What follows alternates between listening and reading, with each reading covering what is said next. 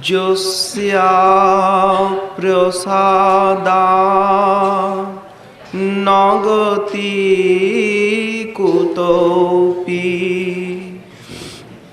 ধ্যেয়ং স্তুবং স্তস্য যশস্ত্রিসন্ধং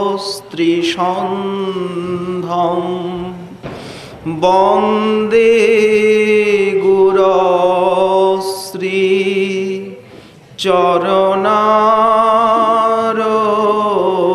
চরণারবিন্দং আজানুলম্বিত ভুজৌ কনকাবদাতৌ সংকীর্তনৈকপিতরৌ কমলায়তাক্ষৌ বিশ্বম্ভরৌ দ্বিজবরৌ যুগধর্মপালৌ বন্দে জগৎপ্রিয়করৌ করুণাবতারৌ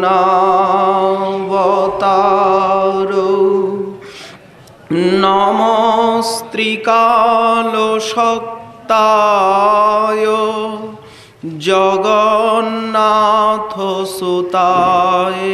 চ সভৃতায় সপুত্রায়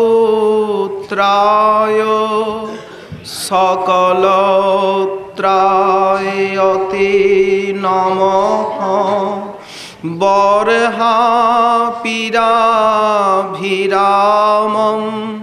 মৃগমদতিলকং কুণ্ডলাক্রান্ত গণ্ডং কঞ্জাক্ষং কম্বুকণ্ঠং স্মিতসুভগমুখং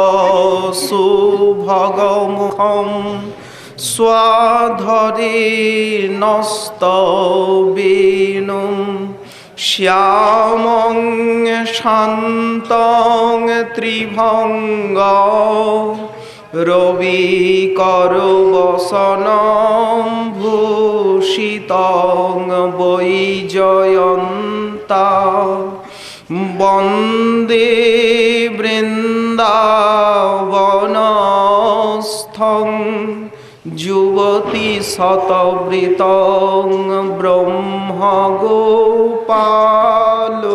ব্রহ্মগোপালবেশম তপ্তকাঞ্চন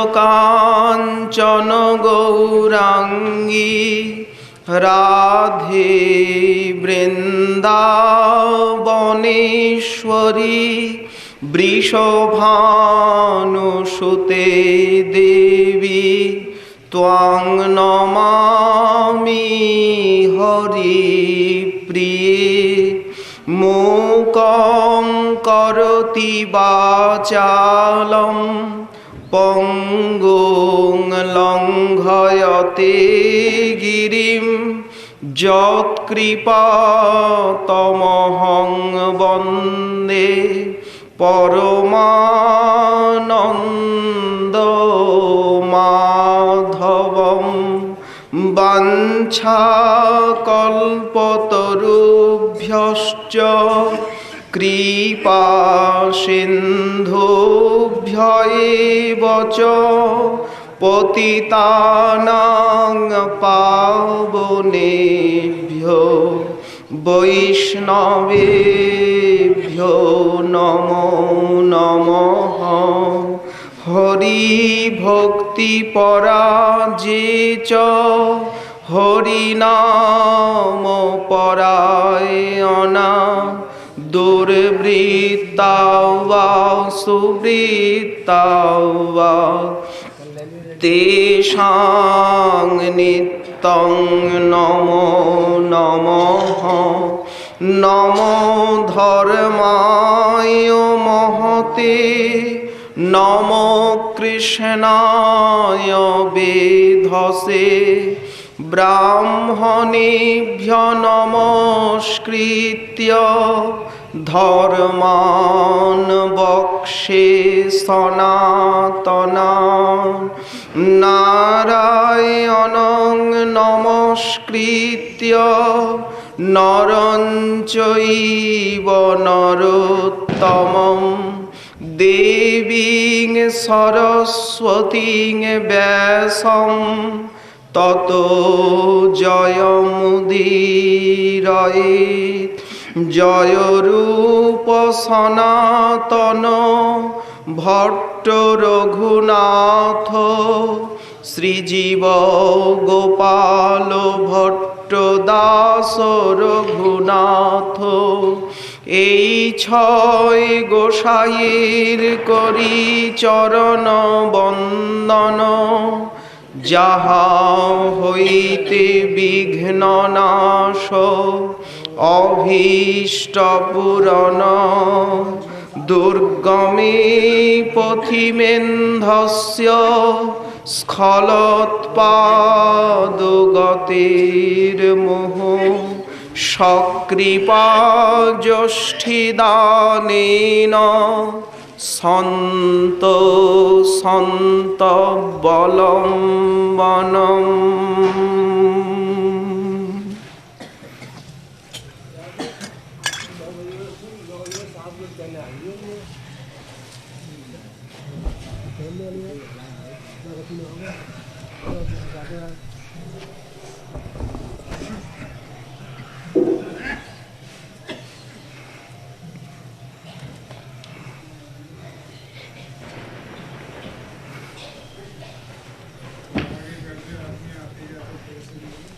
Bapaknya tuh alas regane biasa saja.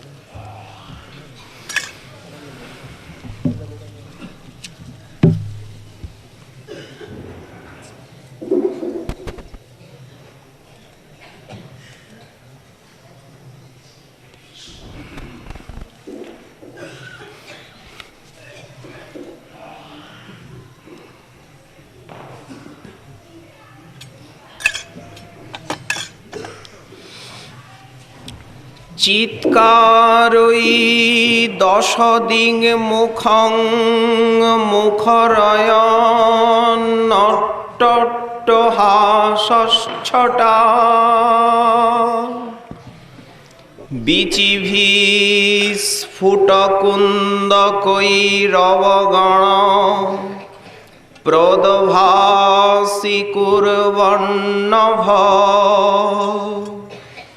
সর্বাঙ্গং পবনোচ্চলচ্চলদল প্রায় প্রকম্পং দধ মত্ত প্রেম রসোন্মদাপ্লুত গতির গৌর হরি শোভতে কলিপাবনাবতার প্রেম পুরুষোত্তম করুণা সিন্ধু শ্রী শ্রীমন মহাপ্রভু পরম অন্তরঙ্গ প্রিয় পার্ষদবর্য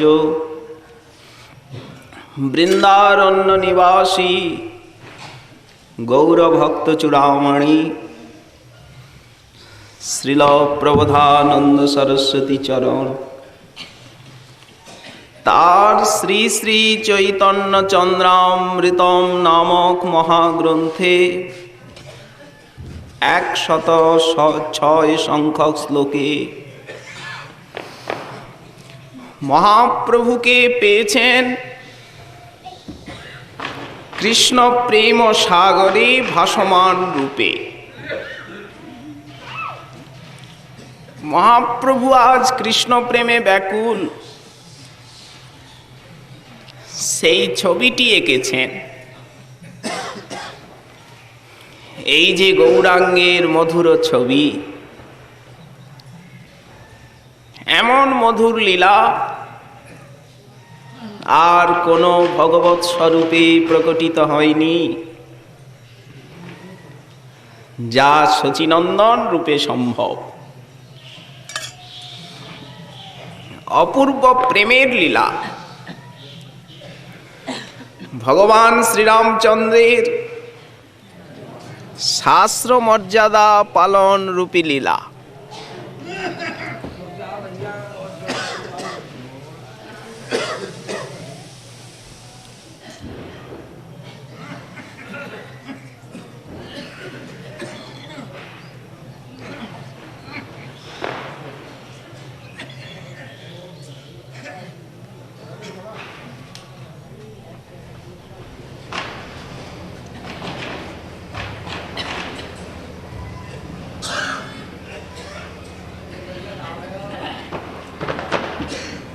পুরুষোত্তম শ্রী শ্রী নয়নাভিরাম প্রভু রাম, তার লীলাও অতি চমৎকার, কিন্তু সেটি বর্ণাশ্রম ধর্মমূলক। শ্রীকৃষ্ণচন্দ্র লীলা পুরুষোত্তম, তার ব্রজলীলার মাধুর্যের সীমা নেই।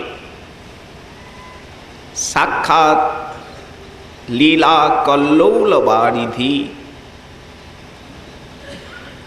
কিন্তু সে লীলাও সেটি আস্বাদনের লীলা। স্বয়ং বিষয় তত্ত্ব হয়ে ব্রজবাসীর প্রেম রস করেছেন চতুর্বিধ ভাবে আস্বাদন। কিন্তু গৌরাঙ্গ লীলা ভক্তভাবে স্বয়ং ভগবান ভক্ত সেজে মাখানো, এই ভক্তি মাখানো ভক্তের ভূমিতে নেমে লীলা কোন অবতারে হয়েছে কি? শ্রীরামচন্দ্র তিনি কি কখনো হারাম হারাম বলে কেঁদেছেন?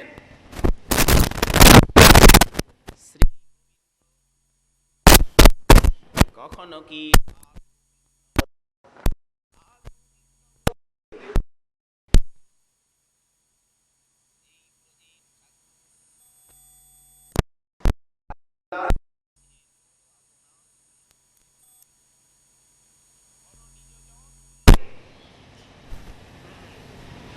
বড় অন্তরঙ্গ হয়ে, অতি নিকটস্থ হয়ে স্বয়ং কৃষ্ণ আজ কৃষ্ণ কৃষ্ণ বলে কাঁদছেন, নিজে নিজের নামে পাগল, নিজে নিজের মাধুর্যে পাগল, ভক্ত সেজেছেন ভগবান, নিজেকে ঠেকেছেন প্রেমের আবরণে। আমি যে ঈশ্বর এ অনুসন্ধান নেই, সাধারণ অজাতরতি সাধকের ভূমিকায় যেন নেমে এসে ভক্তি অঙ্গ যাজন করছেন,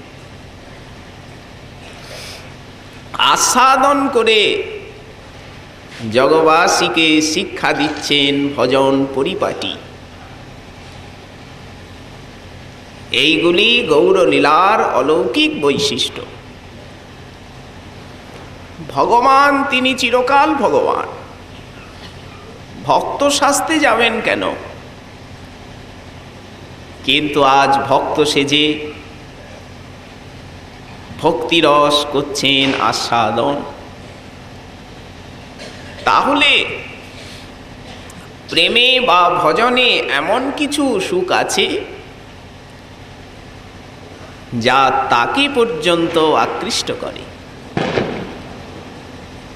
কত আনন্দ ভক্তিতে, ভজনে। যত যত ভজনটা পাকতে থাকে, সাধন ভক্তির থেকে ভাব ভক্তি, তার থেকে ক্রমপরিপাক দশায় প্রেম ভক্তি। যত দিন যায় আনন্দ বাড়ে, অনুভূতি বাড়ে, ভজন বাড়ে। 10 বছর আগে যে ভজন ছিল, যে ভাব ছিল, সাধকের 10 বৎসর পরে সেই ভাব, সেই ভজনটা আরো তো অনেক পাকলো, বাড়লো তো। শুক্লপক্ষের চন্দ্রের মতো কলায় কলায় বৃদ্ধি, যেন জোয়ার আসছে। প্রগতিশীল ভক্তি জীবন। যদি মাঝখানে বাধা পেয়ে যায়, যদি মনে হয় যে আগের যে ভাব সে ভাব তো নেই,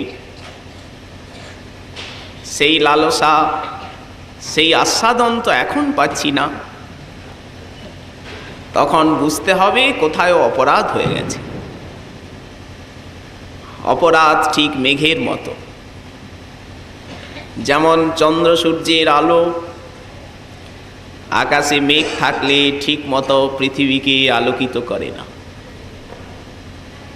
ঠিক তাই অপরাধ এসে মন বুদ্ধির উপরে একটা আবরণের সৃষ্টি করে, যার ফলে অনন্ত মধুর শ্রী গুরু বৈষ্ণব ধাম নাম ভক্ত ভগবানকে ভালো লাগে না। তখন সাধক অনুসন্ধান করবেন অপরাধটা কোথায় হলো, তার জন্য প্রার্থনা করবেন, অশ্রুজল ফেলবেন, অপরাধীর ক্ষমাপণ হবে।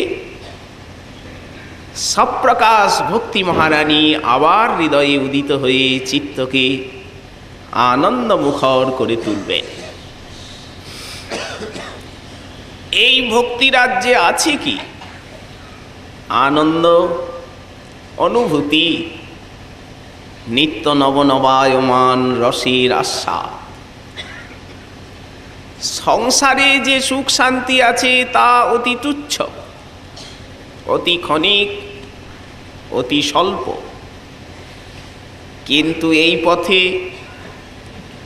ভক্তি মার্গে যে আনন্দ, যে আস্বাদন, যে তৃপ্তি, যে নিরাবিল শান্তি সর্বথা দুর্লভ। মহাপ্রভু স্বয়ং আস্বাদন করে কৃষ্ণ প্রেমানন্দ রস বিশ্বজীবকে বিতরণ করছেন, কিন্তু আগে আস্বাদন করে সেই ছবিটি শ্লোকে ধরে রাখা হয়েছে। কৃষ্ণ প্রেম আস্বাদনের কেমন আনন্দ! মহাজন তাই বললেন, অবতার সার গোরা অবতার, কেননা চিনিলি তারে, করি নিরে বাস, আমার গেল না পিয়াস, আপন করম ফেরে। কোন যুগে জন্মগ্রহণের সৌভাগ্য হয়েছে? এই যুগটা কিসের? সেই সম্প্রদায়কে আশ্রয়ের ভাগ্য হয়েছে। অনেক সৌভাগ্যের ফলে ধামে আসা গেছে, সৎসঙ্গ পাওয়া গেছে, যা দরকার তার থেকে অনেক বেশি কিছু তিনি দিয়ে দিয়েছেন। এগুলি কি কৃপা নয়? কিন্তু এখনো তো মন প্রাণটা ঢেলে দেওয়া গেল না তার চরণে। তাই আক্ষেপ, কেননা চিনিলি তারে,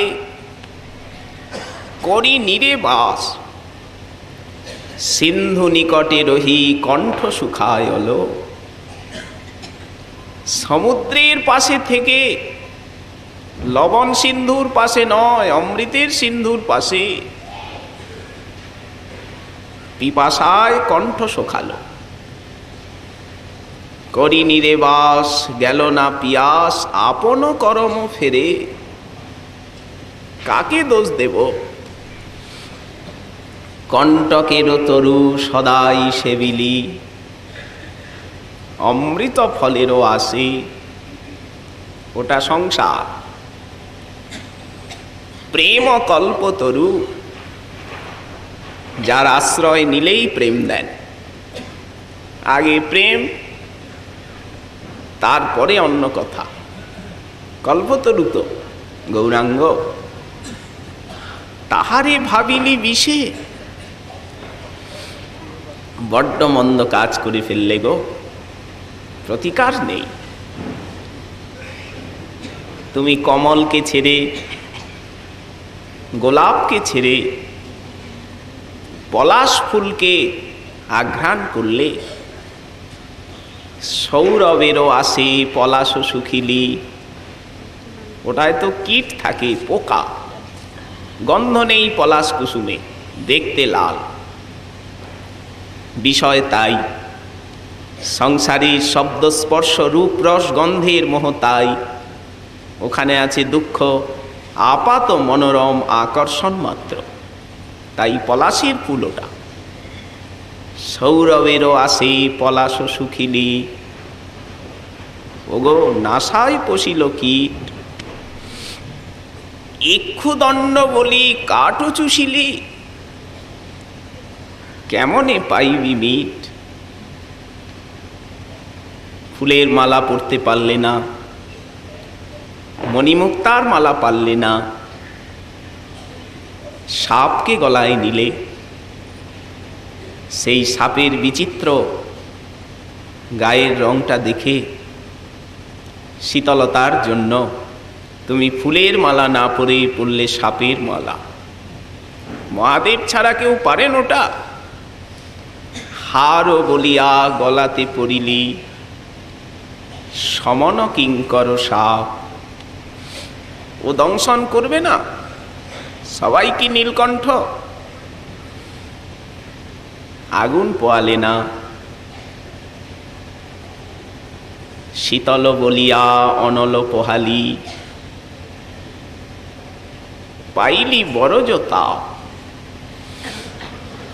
এই মাতৃশ জীবের দুর্দশা। গোরানা ভজিয়া সংসার ভজিলি, না শুনিলি সাধুর কথা। কত উপদেশ, কত কথা, সব বৃথা গেল।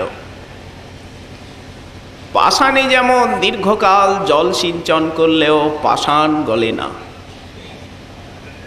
ওখানে খুদে খুদে পাষাণের ভিতরে বীজ দিয়ে দিন, জল ঢালুন, সার দিন, গজাবে? চিত্ত যে আমার পাষাণ। মহাজন বলেছেন পাষাণ হলে গলে যেত। গৌর নাম, গৌর কথায়, গৌর লীলায় পাষাণও গলেছে। দেখুন গিয়ে নীলাচলে, আলালনাথে পাষাণও গলানো লীলা। ঝাড়িখণ্ডের পথে এখনো চিহ্ন আছে, শ্রী গৌরাঙ্গের চরণ চিহ্ন। কিন্তু আমার হৃদয় পাষাণ অপেক্ষাও কঠোর, গলল না। গোরানা ভজিয়া সংসার ভজিলি, না শুনিলি সাধুর কথা। ইহ পরকাল সব দুকুল খোয়ালি, খাইলি লোচন মাথা। মহাজনের এই আক্ষেপ, আক্ষেপটা যারা করেছেন তারা তো পার্ষদ, তারা তো আস্বাদন করেছেন, তাহলে আক্ষেপ কেন? বললেন ভক্তির অতৃপ্তি স্বভাব। যাহা কৃষ্ণ প্রেম, যাহা প্রেমের সম্বন্ধ, সেই মানে কৃষ্ণে মোর নাহি ভক্তিগন্ধ। মহাপ্রভু এসেছেন গয়ার থেকে। গয়া যাত্রার সবচেয়ে বেশি আনন্দদায়ক ব্যাপারটি হয়েছে ঈশ্বর পরিপাদের সঙ্গ। খুব আনন্দ পেয়েছেন, মন্ত্র গ্রহণ করেছেন। মন্ত্র গ্রহণ মাত্রে প্রভুর প্রেমাবেশ। আধারটা নির্মল হলে দীক্ষা গ্রহণের সঙ্গে সঙ্গেই ওই ভক্তি রসের দিব্য একটা আস্বাদনের স্রোত চিত্তে নেমে আসে। কারণ গুরু কৃপা আর সিদ্ধ মন্ত্র, বিশাল ভাগবতী শক্তি, সঙ্গে সঙ্গে হৃদয়ে স্পন্দন জাগে। মৃত সঞ্জীবনী সুধা, কৃষ্ণ মন্ত্র প্রাপ্তি অন্তরের স্তরগুলিকে কাঁপিয়ে দেয়। জড়ত্বের নাশ, চিন্ময়ত্বের প্রকাশ,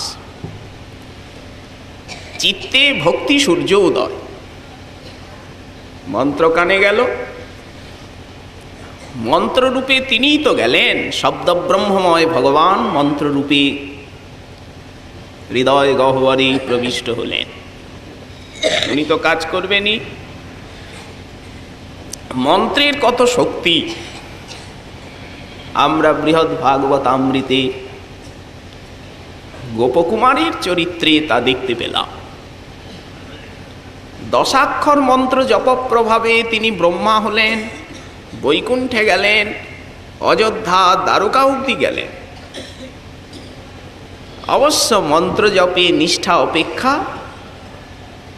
মহামন্ত্র জপের নিষ্ঠার মহত্ব আরো বেশি।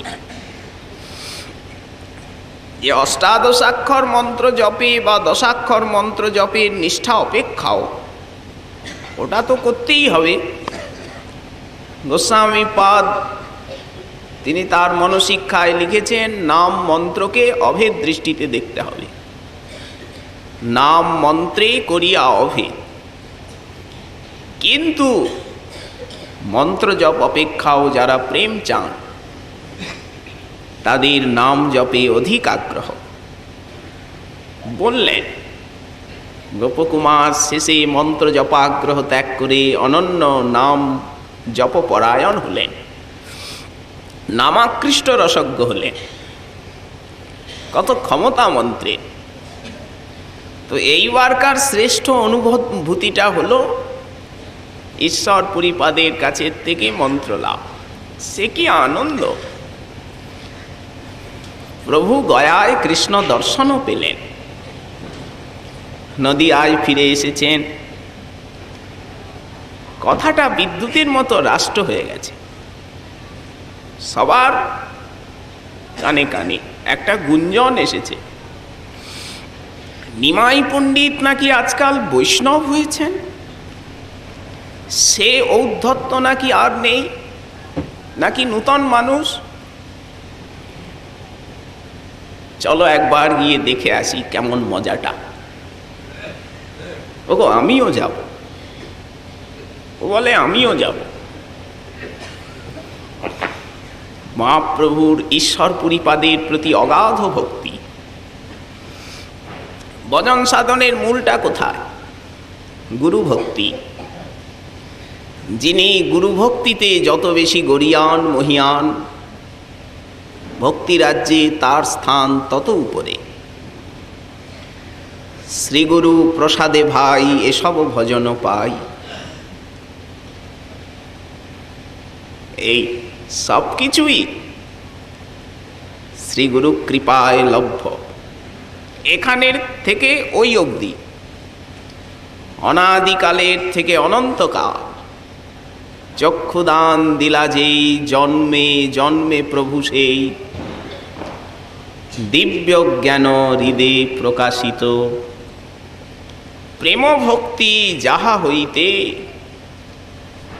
অবিদ্যা বিনাশ যাতে,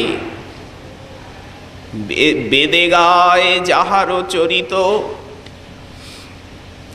এই জন্য গুরু কৃপা, গুরু ভক্তি, গুরুচরণার বৃন্দে সর্বাত্ম প্রপত্তি, এইটি হচ্ছে সাধন ভজনের মূল মন্ত্র। এই দ্বার দিয়ে সব কিছু নামবে। তো মহাপ্রভু যখন আজ স্বয়ং ভক্ত সেজেছেন, ভক্তিরস আস্বাদন করছেন, উনি তো সবটাই দেখাবেন। বললেন গৌরলীলায় সব কিছু দৃষ্টান্ত আছে। মহাপ্রভু এসেছেন পানিহাটি গ্রামে রাঘব ভবনে। এত ভিড়, কেউ তো ডাকেনি, উনি তো কাউকে জানিয়ে আসেননি, হট করে বৃন্দাবনে যাবেন তাই এসেছেন সহসা। কিন্তু প্রেমের একটা স্বভাব হচ্ছে প্রেম আকর্ষণ শক্তি ধরে। এই জন্য প্রেমিকের পিছনে লক্ষ লক্ষ লোক পড়ে যায়, কেউ তাদের ডাকে না। ঠিক যেমন লৌহখণ্ড চুম্বকের দ্বারা স্বভাবত নৈসর্গিকভাবেই আকর্ষিত হয়, তেমনি প্রেম সবাইকে আকর্ষণ করে। জগতে প্রেমের মতো এত আনন্দ বস্তু আর কিছু নেই। এই জন্য মহাধন বলা হয়েছে, ধন নয়, প্রেম মহাধন, পঞ্চম পুরুষার্থ। তো লক্ষ লক্ষ লোক মহাপ্রভুর পিছনে গঙ্গার দুই পাড় দিয়ে। যখন উনি শিবানন্দ সেনের বাটিতে উপস্থিত, সেই আশেপাশের গাছগুলি প্রাচীরের উপরে, ছাদের উপরে লোকে লোকারণ্য, মানুষের মাথা আর মাথা, মাথা আর মাথা। মহাপ্রভুর বিগ্রহ সবার থেকে বড়, সেই আজানুলম্বিত নগ্রৌধ পরিমণ্ডল কনক কেতকী কান্তি, সেই অরুণাম্বরধর চারু কপোলম, অপূর্ব শোভা। উনি সেই হেমদণ্ড বিনিন্দিত বাহু তুলে আর হরিবোল হরিবোল হরিবোল ধ্বনি করছেন। যারা যারা দর্শন পেলেন সবাই প্রেম লাভ করলেন।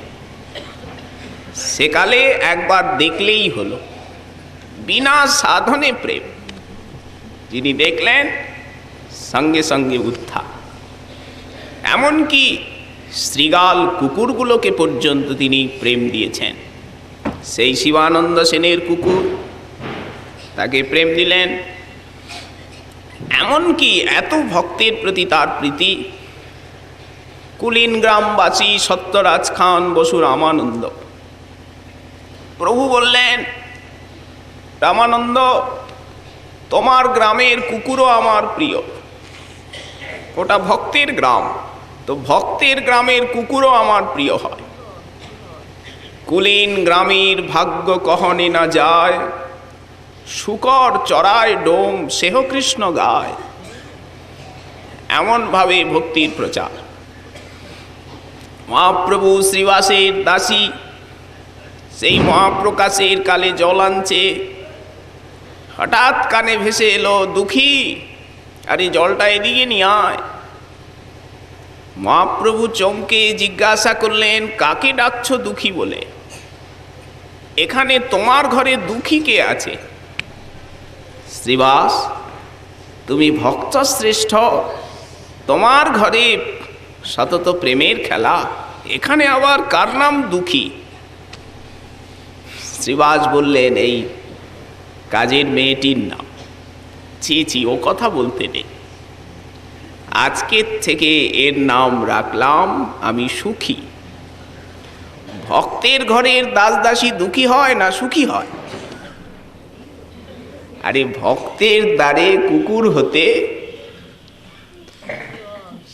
বড় বড় মনীষীও আকাঙ্ক্ষা করেন, যেন বৈষ্ণবের দ্বারে কুকুর হতে পারি, উচ্ছিষ্ট খাবো, ওই দোরগোড়ায় পড়ে থাকবো, লেজ নাড়ব, হরিনাম হরিকথা হবে, কানে তো কিছু যাবে, জীবন ধন্য হবে। প্রমাণ কই? যিনি ছিলেন ভগবানের পুত্র, শশাগরা পৃথিবীর সম্রাট, তিনি হরিণ জন্ম পেলেন, দৈব দুর্বিপাক। কিন্তু ভাবলেন, হরিণ তো হলাম, থাকবো ভক্ত মুনি ঋষির দ্বারে। মুনি ঋষির কুঠির আছে, তপবন, তার ভিতরে ভক্ত মুনি ঋষির দ্বারে কুকুর হয়ে থাকব। ওই তারা ভগবত প্রসাদী পুষ্প তুলসী ফেলে দেবেন নির্মাল্য, ওই ভোজন করে প্রসাদী পাতা ফেলবেন, ওখানে হরিণ হয়ে থাকবো, ওইগুলি খাবো। তথাপি ভজনটা তো হবে, ভক্তি অঙ্গ যাজনটা তো হবে। কিন্তু বহির্মুখ গৃহে রাজা হয়েও জন্মাতে চাই না, এই তো লালসা। প্রভুর এত ভক্ত প্রীতি। তারপরে সেখানে থেকে আগিয়ে যাচ্ছেন, পানিহাটিটা তো সোদপুর, গেলেন কাঁচরাপাড়া হালি শহর। সেইটির প্রাচীন নাম কুমারহট্ট, সেইটাই ঈশ্বর পুরীপাদের জন্মভূমি। সেইখানে গিয়ে প্রভু কাঁদছেন। প্রভু বলে, কুমারহট্টেরে নমস্কার, ঈশ্বর পুরীর যেই গ্রামে অবতার। ভক্তগণ, আমি কোন স্থানে এলাম? এটা আমার গুরুদেবের অবতার ভূমি। সাক্ষাৎ শ্রীকৃষ্ণ কৃপামূর্তি শ্রী গুরুদেব এই স্থানে আবির্ভূত হয়েছেন। বলিহারি, আজ আমার শ্রী শ্রী গুরুদেবের আবির্ভাব ভূমি দর্শনের ভাগ্য হলো। প্রভু বলে, ঈশ্বর পুরীর জন্মস্থান, এ মৃত্তিকা আমার জীবন ধন প্রাণ। এই বলে সেই স্থানের মাটি প্রভু নিচ্ছেন, মাখছেন, আঁচলে ভরে নিচ্ছেন, আর অবিরাম ক্রন্দন, হা গুরুদেব, হা গুরুদেব, হা গুরুদেব। এই অবিরাম ক্রন্দন করলেন। সঙ্গে লক্ষ লক্ষ ভক্ত গুরু বিরহে ব্যাকুল। কি সম্পত্তি! যাহারও প্রসাদে ভাই এ ভব তরিয়া যায়, কৃষ্ণ প্রাপ্তি হয় যাহা হইতে। তো এখন সেই প্রভুর আচরণটা দেখে সাধারণ মানুষ তারাও আঁচলে আঁচলে করে সেই স্থানের মাটি নিচ্ছে।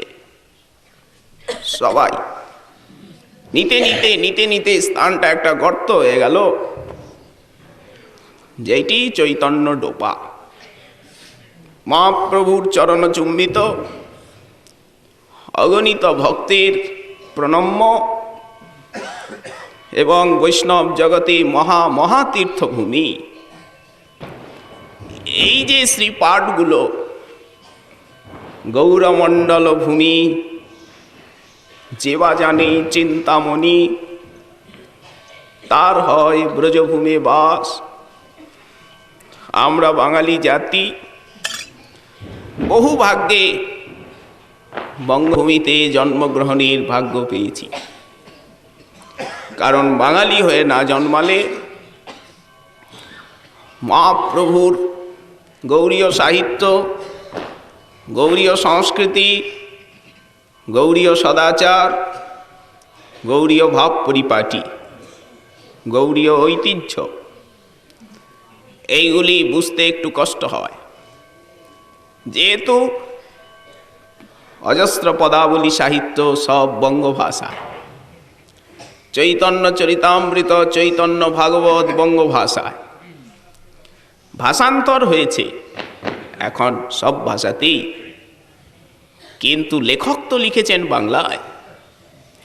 ওই ভাষাটা পড়লে যে মাধুর্যানুভূতি হয়, যে আস্বাদন হয়, সেটা কি ভাষান্তরে হবে? আর হুবহু ভাষান্তর সম্ভব নয়।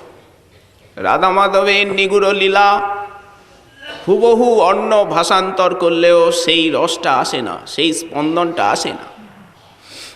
বঙ্গভাষার এক অপূর্ব মাধুর্য। অতএব বাঙালি হয়ে জন্মানো চারটেখানি কথা নয় গৌরাঙ্গের যুগে। সেই গৌরমণ্ডলের কত মহত্ব, সেই গৌরাঙ্গের পার্শ্বদগণের লীলাভূমির যে শ্রীপাঠ, সেগুলি ধামেরই প্রতিরূপ। এই যে শ্রীপাঠগুলি, এগুলি ধামেরই ছোট ছোট শাখা বিশেষ। কারণ যারা আবির্ভূত হয়েছেন তারা তো সব ব্রজের পার্ষদ, পার্ষদগণই তো গিয়ে আবির্ভূত হয়েছেন। অতএব সেগুলিও ব্রজধামেরই ছোট ছোট অংশ বিশেষ বা শাখা বিশেষ। এইভাবেই অনুভব করতে হবে। তারা সেখানে থেকে ব্রজপ্রেম বিতরণ করেছেন। যেমন খেতড়ি ধাম এখন সেই খণ্ডিত বঙ্গে, কিন্তু ইতিহাসের প্রেক্ষাপটে সেই স্থানের মহামহিমা। মহাপ্রভু একই সময়ে সমস্ত পার্ষদগণকে নিয়ে, নীলাচলের পার্ষদ, বৃন্দাবনের পার্ষদ, নদিয়ার পার্ষদ, সকলকে নিয়ে সেই স্থানে মহাসংকীর্তনে নেচেছেন নরোত্তমের প্রেমে আকৃষ্ট হয়ে। বলুন তো সেই স্থানের কত মহিমা। মহাপ্রভু সেদিন এইভাবে গুরু ভক্তি করলেন জ্ঞাপন। কি শিক্ষা দিলেন জগৎকে?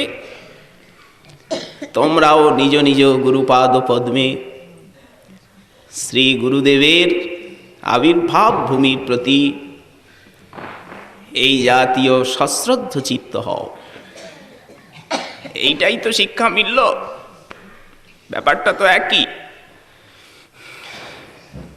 তারপরে সব নদিয়াবাসীগণ এসেছেন মহাপ্রভুকে দেখতে।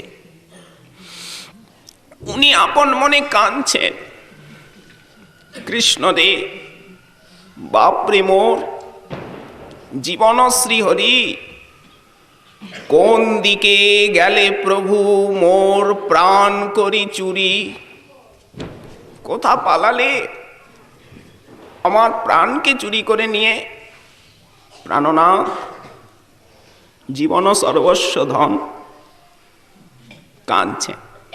ভক্তগণ এসেছেন, কেউ কৌতুক দেখতে, এমনিও নাগরিক এসেছেন। নিমাই পণ্ডিত, আরে আর্তনাদ করে কাঁদছ কেন? করাঘাত। সেদিন দৈববাণী বলেছিল, তুমি যে মথুরায় যাবে, বৃন্দাবনে, তোমার ওখানে যে বহু কাজ আছে নবদ্বীপে।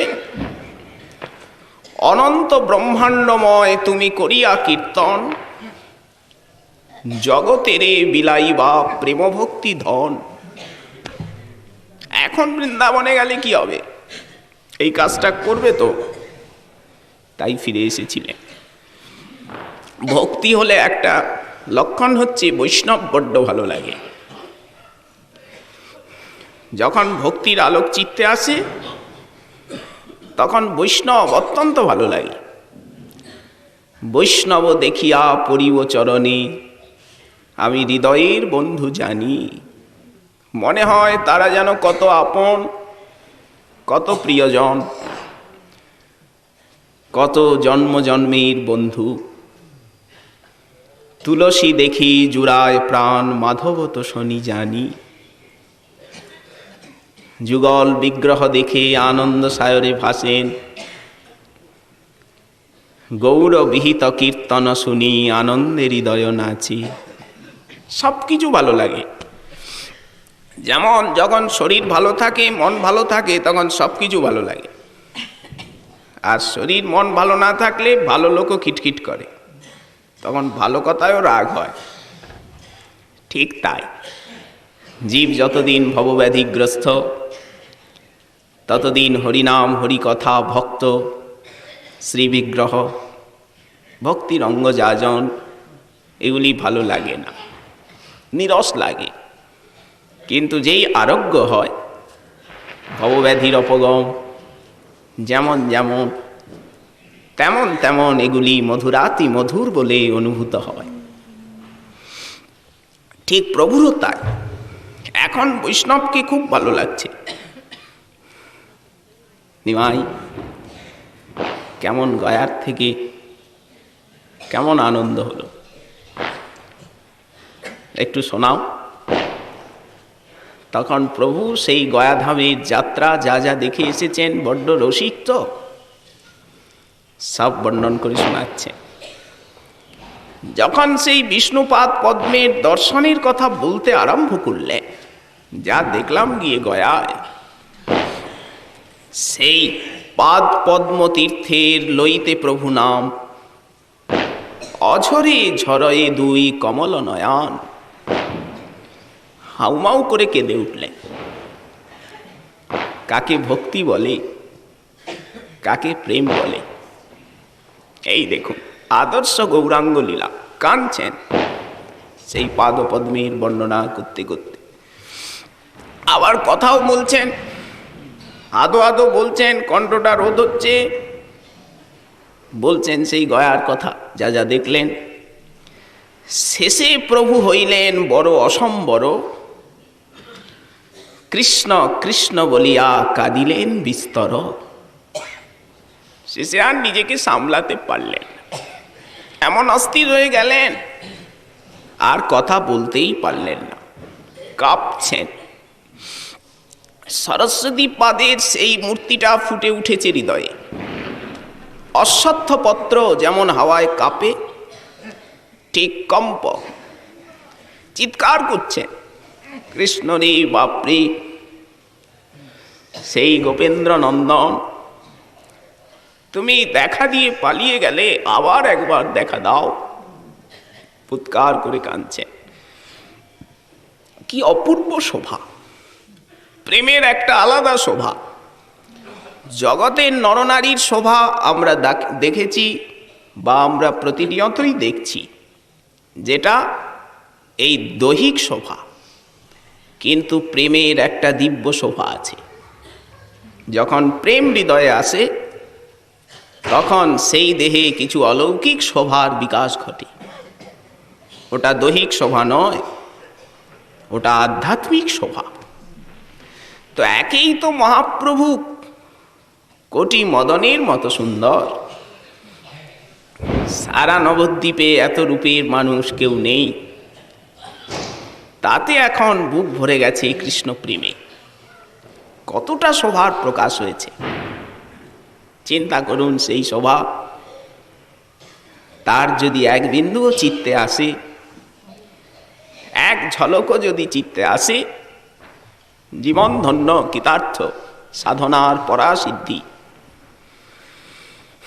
এই মধুর গৌরলীলা শুনতে শুনতে, কীর্তন করতে করতে, অনুশীলন করতে করতে যখন লীলার কৃপা হবে, প্রভুর কৃপা হবে, সেই সপ্রকাশ রূপ এসে চিত্তকে আপনি উদ্ভাসিত করবে। সাধন সাপেক্ষ, তবে তার জন্য আরতি, উৎকণ্ঠা, ব্যাকুলতা চাই। এই বস্তু আমার দরকার, কারণ প্রয়োজন বোধ ছাড়া জগতে কেউ কোনো কাজ করে না। কি প্রয়োজন? তোমার সৌন্দর্য মাধুর্য আস্বাদনেই প্রয়োজন। মনকে মাতাও, এই প্রার্থনা।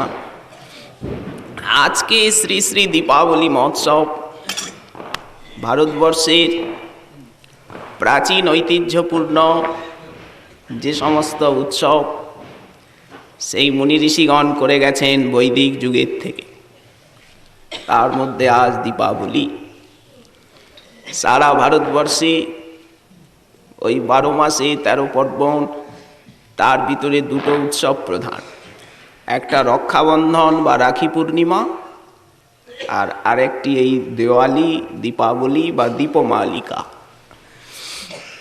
একে তো কার্তিক মাসের মহামহিমা, আবার ব্রজধাম আশ্রয়ে এই কার্তিক ব্রত পালনের অসাধারণ মহামহিমা হরিভক্তি বিলাসে শ্রীল গোস্বামী চরণ করেছেন বর্ণনা। সেখানে লিখছেন যে কার্তিক মাসের যে সমস্ত নিয়মাবলী আছে, তার মধ্যে দীপদান একটি বিশেষ নিয়ম। এই মাসে দীপদানের বিশেষ মহিমা। সেখানে লিখছেন কল্পকোটি সহস্রাণি পাতকানি বহুন্নপি নিমিষার্ধেন দীপস্য বিলয়ং জান্তি কার্তিকে। বললেন বিশাল পাতক, কোটি কোটি জন্মের পাপ তাপ, যদি এই কার্তিক মাসে কেউ এক নিমেষ কালও ভগবানের শ্রীমন্দিরে দীপ দেন, তো তৎক্ষণাৎ নষ্ট হয়ে যায়। আপনি যখন দীপটা জ্বালালেন, তো অন্ধকার তো গেল, ঠাকুরের মন্দির আলোকিত হলো, সঙ্গে সঙ্গে উনি তো কেউ কিছু ওনার জন্য করলে উনি সারা জীবন মনে রাখেন, শুধু মনে রাখেন না, সঙ্গে সঙ্গে হাতে হাতে প্রতিদানটা দিয়ে দেন। উনি ভাবলেন যে আমার মন্দিরকে আলোকিত করলো, আচ্ছা আমি এর হৃদয় মন্দিরকে আলোকিত করব। সঙ্গে সঙ্গে ভক্তিদীপ চিত্তে জ্বালিয়ে দেন। আপনি মন্দিরে দিলেন দ্বীপ, আর উনি জ্বালিয়ে দিলেন এই হৃদয় মন্দিরে ভক্তিদীপ। সমান সমান তো দেবেন নাকি? না হলে তো অকৃতজ্ঞ বলতে হবে তাকে। শ্রীমদ্ ভগবদ্ গীতায় এর ইঙ্গিত রয়েছে, না সয়ামি আত্মতম জ্ঞান দীপেন ভাস্বতা। শুধু তাই নয়, বললেন সব কর্ম সম্পূর্ণ হয় এই দীপদানে। শুধু তাই নয়, শ্রেষ্ঠতম পুণ্য এই দীপদান। মুক্তি করতলগত হয়, মহাফললাভ, শত শত তীর্থ ভ্রমণে যে ফল, শত জন্ম যজ্ঞ করলে যে ফল, নিমিষে ভগবত মন্দিরে দীপদানে ততোধিক ফল লাভ। ভক্তির কত মহিমা! ধন জন জগতের সুখ লাভ তো বটেই, কেউ যদি ভগবানের দিকে আগান, ভগবত ভজন করেন, তার ধন জনের কোনোদিন অভাব হয় না। কেউ যদি ধনের দৃষ্টিতেই ভক্তিকে দেখেন, তো ভক্তি মার্গে যত টাকা মেলে, যত সম্মান মেলে, আর যত তাড়াতাড়ি বড়লোক হওয়া যায়, কোনো মার্গে এমন নাই। যদি কেউ অর্থের দিক থেকে ভক্তির রাস্তাকে দেখেন, রাতারাতি। এটা তো সকাম কথা বলা হলো। ভক্ত কি চান? বললেন নাই বা চান, ভক্তির একটা শক্তি আছে না। আপনি সম্রাটের সঙ্গে বন্ধুত্ব করলেন, আর কি ভিখারি থাকবেন? ওটা তো সম্রাট দেখে নেবেন। ঠিক তাই, না চাইলেও উনি যেমন প্রেম ভক্তি দিয়ে ধন্য করেন, তেমনি আবার জাগতিক কোনো বিষয়েরও অভাব রাখেন না। তবে যে বললেন কেন হরিষ্যে তদ্ধনং শনৈ, যে আমাকে ভজন করেন তার যা কিছু আছে সব আমি নিয়ে নিই। বললেন সেটা কখন নেন? যখন দেখেন যে আমার ভক্তির প্রতিবন্ধক ওগুলি। কিন্তু ভক্ত যদি তার বিষয় সম্পত্তি দিয়ে ভগবানের সেবা করেন, গুরু বৈষ্ণবের সেবা করেন, উনি সেটাকে হরণ করবেন কেন? আরও বাড়িয়ে দেবেন, বারুক আরও। এই জন্য শ্রীমৎ সনাতন গোস্বামী পাদের মতো সর্ববৈরাগী, যিনি পরশমণিকেও অনাদর করলেন, তিনি লিখেছেন যে অর্থের দ্বারাও প্রেম ভক্তি ক্রয় করা যায়। কারণ ভগবত সেবায়, গুরু বৈষ্ণবের সেবায় যদি অর্থের বিনিয়োগ হয়, তাহলে ওটা প্রেম ভক্তি অর্জনের একটা মহাসাধন হয়ে গেল। কিন্তু সেটি যদি আত্মসুখার্থে ব্যয় হয়, তখনই সেটি বিষাক্ত হয়। সবটাই তো উল্টে যায়।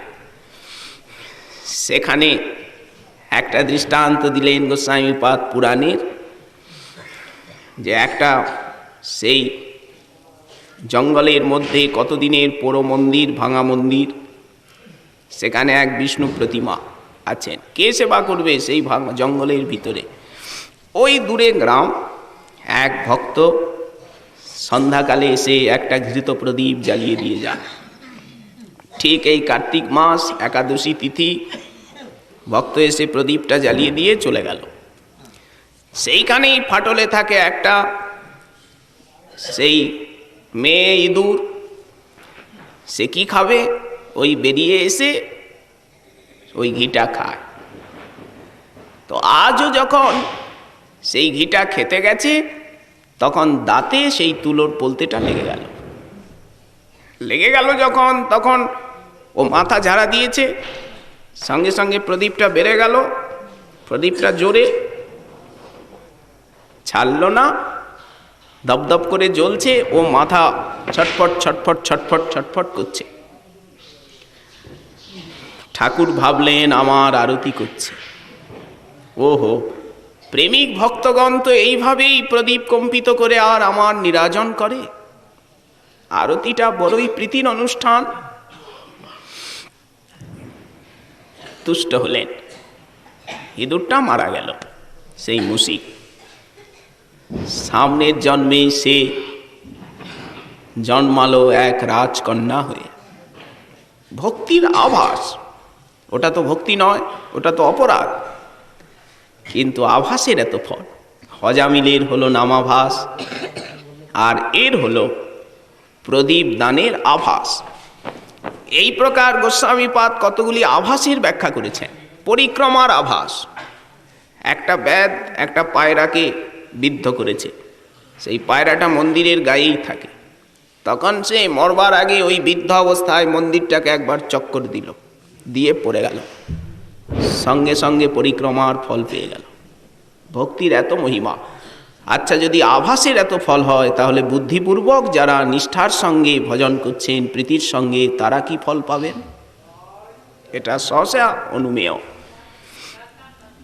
তখন সে জাতিস্মর হয়ে জন্মালো, মানে পূর্বজন্মের কথাটা তার মনে থাকলো, সে ওই দীপদান সেবার প্রভাবেই ভগবানকে পেল। এই মহামহিমা আমরা তো শ্রবণ করলাম। শ্রী এই দীপান্বিতা তিথিতে সেই শ্যাম সুন্দর মুক্তা যাচনার জন্য এসেছিলেন। মাল্যহারি কুণ্ডে বৃষভানুনন্দিনী মুক্তা মালা গাচ্ছিলেন সখীগণ সঙ্গে। ললিতা দেবী উপেক্ষা করে দিলেন, যাও যাও, এখানে তোমার ওই গরু বাছুর সাজাবার মতো মুক্তা নেই, অন্তত 4টে দাও। আমার 2টো প্রিয় গাভী রঙ্গিনী হরিণী, তাদের 2টো শিং সাজিয়ে দেব, 2টো মুক্তা দিয়ে দিলেন না। তাতে উনি অপমানিত বোধ করলেন। অপমান বোধ করে মায়ের কাছের থেকে নিয়ে চেয়ে সেই মুক্তা ক্ষেত্র করলেন। এরাও দেখাদেখি করলেন, কিন্তু উনি রাত্রিবেলা সেই মুক্তাগুলো তুলে যমুনার জলে ফেলে দিয়ে আর সেখানে ওই কাটা হিংসালতার বীজ দিয়ে দিলেন। বলো তো, শ্রী রঘুনাথ দাস গোস্বামীপাদ এই লীলাকে বর্ণনা করেছেন এই দীপান্বিতা উৎসবকে অবলম্বন করে। মধুর সেই লীলা। কাল শ্রী শ্রী গিরিরাজের আরাধনা দিবস। এই যে গোবর্ধনের আরাধনা বা গিরিরাজের আরাধনা যে বিশ্বে প্রচার হলো, আজ সারা বিশ্বব্যাপী গিরিরাজ শিলার পূজা হচ্ছে, গিরিধারী। এই যে লক্ষ লক্ষ ভক্তি প্রাণ নরনারী গিরিরাজের পরিক্রমা করছে, এটা কবে থেকে আরম্ভ হলো? কাল সেই শুভ তিথি। শ্রী শ্রী গিরিরাজের আরাধনা স্বয়ং নন্দনন্দন জগতে প্রচার করেন। ইন্দ্রজাগ খণ্ডন করে নিজে পরিক্রমা দেন সারা ব্রজবাসীগণকে নিয়ে। অতএব গিরিরাজ পরিক্রমারও প্রাকট্য দিবস কালই। আর গিরিরাজের আরাধনার সর্বপ্রথম বিশ্বে কাল থেকেই প্রচারিত হয়। তারপর পরম্পরাক্রমে সেটা চলে আসছে ইতিহাসে। বিশেষত গো পূজা এবং দ্বাদশ মহাজনের মধ্যে একজন, সেই স্বয়ম্ভু নারদ শম্ভু কুমার কপিল মনু প্রহ্লাদ জনক ভীষ্ম বলি বইয়া সকির বয়ম, এই তো দ্বাদশ ভক্তির মহাজন। তার মধ্যে বলি মহারাজের স্মরণ দিবস। এই জন্য এই যে 7 জন অমর আছেন না, 8 জন অমর আছেন, অশ্বত্থামা, বলিব্যাস, হনুমাংশ্চ বিভীষণ, কৃপ পরশুরামশ্চৈতে সপ্ত এতে চিরজীবিন, আর মার্কণ্ডে অথাষ্টমম। এরা চিরজীবী। এখনও বলি মহারাজ সুতলে আছেন, সামনে উনি ইন্দ্র হবেন, এই প্রতিশ্রুতি বামনদেব দিয়ে রেখেছে। অতএব বলি সংস্মরণ দিবস ইত্যাদি অতি আনন্দজনক অনুষ্ঠান। আমাদের আজকে শ্রী শ্রী চৈতন্য চন্দ্রামৃতম কথার এইখানেই বিশ্রাম দেওয়া হচ্ছে।